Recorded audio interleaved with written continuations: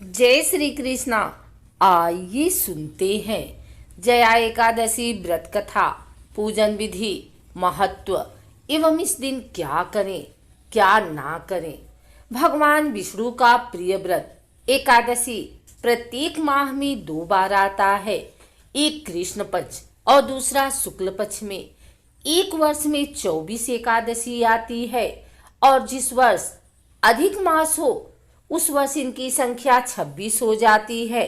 यह व्रत माघ मास की शुक्ल पक्ष की एकादशी को रखा जाता है, जिसे जया एकादशी कहा जाता है। इस एकादशी के व्रत से सभी पापों का नाश होता है। माघ मास की जया एकादशी के बारे में मान्यता है कि इस दिन व्रत करने से मनुष्य ब्रह्म हत्यादि पापों से छूटकर मोक्ष को प्राप्त होता है और इसके प्रभाव से भूत पिशाच तथा बुरी योनियों पाप आदि से मुक्त हो जाता है। यह एकादशी 1000 वर्ष तक स्वर्ग में वास करने का फल देती है। इस एकादशी व्रत पर विधि विधान से पूजन करने से जीवन में खुशहाली आती है। हिंदू धर्म शास्त्रों के अनुसार एक बार इंद्रलोक की अप्सरा को श्राप के कारण पिशाच योनि में जन्म लेना पड़ा। तब उससे मुक्ति के लिए उसने जया एकादशी का व्रत किया। तब उसे भगवान विष्णु की कृपा से पिशाच योनि से मुक्ति मिली तथा इंद्रलोक में स्थान प्राप्त हुआ। आइए सुनते हैं जया एकादशी पूजा विधि। एकादशी के दिन ब्रह्म मुहूर्त में उठकर स्नान आदि से निवृत्त होकर स्वच्छ वस्त्र धारण करके श्री विष्णु का ध्यान करें। तत्पश्चात व्रत का संकल्प लें। फिर घर के मंदिर में एक चौकी पर लाल कपड़ा बिछाएं और भगवान विष्णु की प्रतिमा स्थापित करें। एक लोटे में गंगा जल लेकर उसमें तिल, रोली और अक्षत मिलाएं। अब इस लोटे से जल की कुछ बूंदें लेकर चारों ओर छिड़कें। फिर इसी लोटे से घट स्थापना करें। अब भगवान विष्णु को धूप दीप दिखाकर उन्हें पुष्प अर्पित करें। अब एकादशी की कथा का पाठ करें अथवा श्रवण करें। शुद्ध घी का दिया जलाएं तथा विष्णु जी की आरती करें। तत्पश्चात श्री हरि विष्णु जी को तुलसी दल और तिल का भोग लगाएं। विष्णु सहस्त्र नाम का पाठ करें। शाम के समय भगवान विष्णु जी की पूजा करके फलाहार करें। अगले दिन द्वादशी तिथि को योग्य ब्राह्मण को भोजन कराकर दान दक्षिणा दें। इसके बाद स्वयं भी भोजन ग्रहण कर व्रत का पारण करें। आइए सुनते हैं एकादशी के यह उपाय। धार्मिक शास्त्रों के अनुसार एकादशी के दिन व्रत और उपवास रखने का बहुत महत्व है। इस दिन श्री हरि विष्णु की पूजा करने से हर मनोकामना पूर्ण होती है। एकादशी के दिन तुलसी युक्त खीर भगवान विष्णु को अर्पित करें। दरिद्रता दूर करने के लिए एकादशी के दिन तिल का उपयोग तथा दान करने से पापों का नाश होकर स्वर्ग में स्थान मिलता है। एकादशी के दिन गेंदा, आंवला या तुलसी का पौधा अवश्य ही लगाएं। यह बहुत ही शुभ माना जाता है। एकादशी के दिन असहाय लोगों की मदद करें तथा कुछ न कुछ दान अवश्य दें। एकादशी के दिन अपने घर में पीली ध्वजा अवश्य ही फहराएं। यह व्रत आरोग्य, सुखी दाम्पत्य जीवन तथा शांति देने वाला माना गया है। अतः इस दिन सच्चे मन से उपवास रखकर श्री विष्णु का ध्यान करना चाहिए। एकादशी के मंत्र: ओम नमो भगवते वासुदेवाय नमः, ओम हूं विष्णुवे नमः, ओम नमो नारायण श्रीमन नारायण नारायण हरि हरि, ओम नारायण नमः, ओम ह्रीं श्रीं लक्ष्मी वासुदेवाय नमः, ओम नारायण विद्महे वासुदेवाय धीमहि तन्नो विष्णु प्रचोदयात्, ओम विष्णुवे नमः। आइए सुनते हैं एकादशी व्रत कथा। जया एकादशी कथा के अनुसार देवराज इंद्र स्वर्ग में राज करते थे और अन्य सब देवगण सुखपूर्वक स्वर्ग में रहते थे। एक समय इंद्र अपनी इच्छा अनुसार नंदन वन में अप्सराओं के साथ विहार कर रहे थे और गंधर्व गान कर रहे थे। उन गंधर्वों में प्रसिद्ध पुष्पदत्त तथा उसकी कन्या पुष्पवती और चित्रसेन तथा उसकी स्त्री मालिनी भी उपस्थित थे। साथ ही मालिनी का पुत्र पुष्पवान और उसका पुत्र माल्यवान भी उपस्थित थे। पुष्पवती गंधर्व कन्या माल्यवान को देखकर उस पर मोहित हो गई और माल्यवान पर काम बाढ़ चलाने लगी।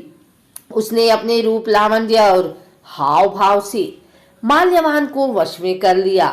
पुष्पवती अत्यंत सुंदर थी। अब वे इंद्र को प्रसन्न करने के लिए गान करने लगे, परंतु परस्पर मोहित हो जाने के कारण उनका चित्त भ्रमित हो गया था। इनके ठीक प्रकार न गाने तथा स्वर ताल ठीक नहीं होने से इंद्र इनके प्रेम को समझ गया और उन्होंने इसमें अपना अपमान समझकर उनको श्राप दे दिया। इंद्र ने कहा, हे मूर्खों, तुमने मेरी आज्ञा का उल्लंघन किया है, इसलिए तुम्हारा धिक्कार है। अब तुम दोनों स्त्री पुरुष के रूप में मृत्यु लोक में जाकर पिशाच रूप धारण करो और अपने कर्म का फल भोगो।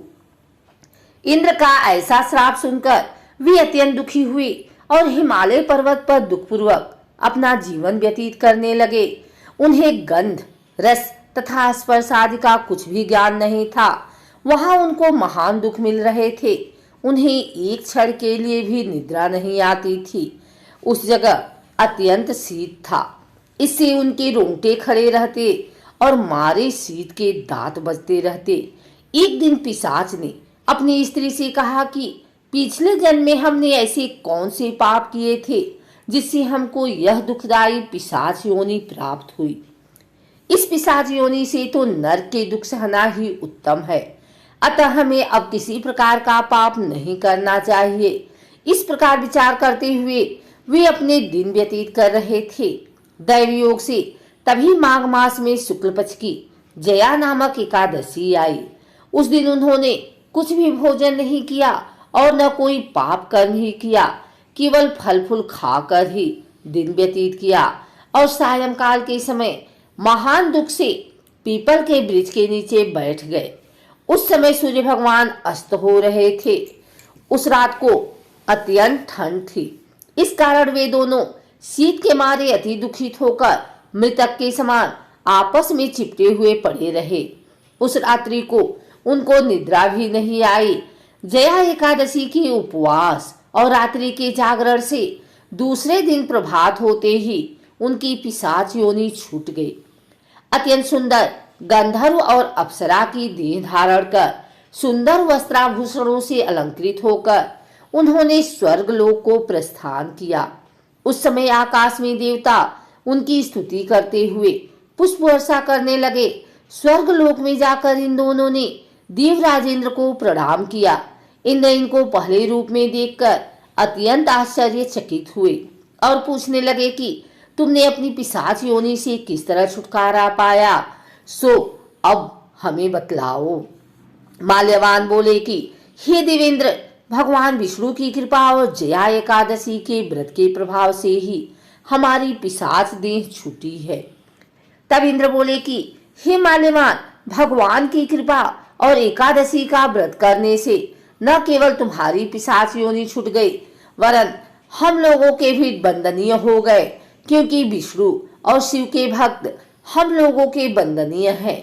अतः आप धन्य हैं।